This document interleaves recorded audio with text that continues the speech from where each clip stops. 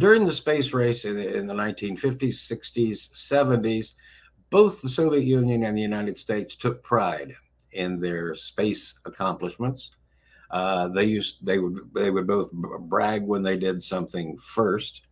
But in some ways, the space race as a title is a little bit inaccurate because, from the American point of view, American propaganda, if you will, or American opinion, we were racing the Russians to the moon, and we won because we got there first. Well, the truth of the matter is that the Russians were never racing for the moon. They never went there. They never wanted to go there.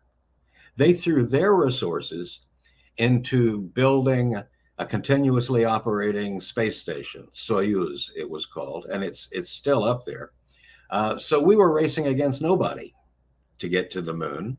And the Russian propaganda then retorts by saying, okay, we have figured out how the human body works in space for a long time because we have a space station.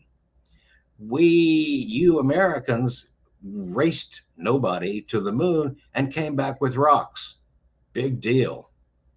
Now that you Americans have figured out that the most important thing is to figure out the human body in space, you've piggybacked onto our space station and copied it, essentially. So the space race, you really have to kind of be careful because in the moon sense, nobody was racing.